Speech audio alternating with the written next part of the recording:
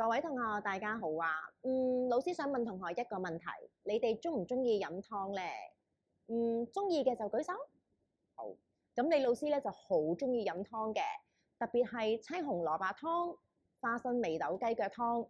每逢有呢啲湯咧，我都特別咧開胃噶喎嗰一日。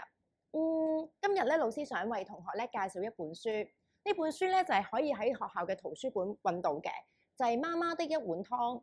喺呢本書裏邊咧，其實都講咗咧，其實飲湯係中國一個好重要嘅飲食文化。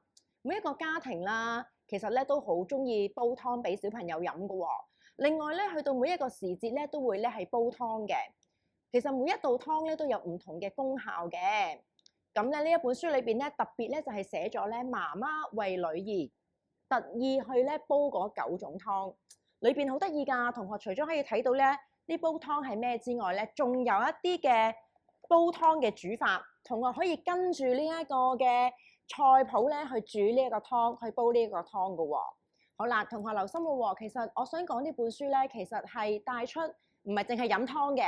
其實呢一煲湯裏邊咧，其實媽媽為個女煲嘅每一碗湯咧，背後都有一個好深刻嘅意義，都係滿載住媽媽對女孩子嘅愛嘅。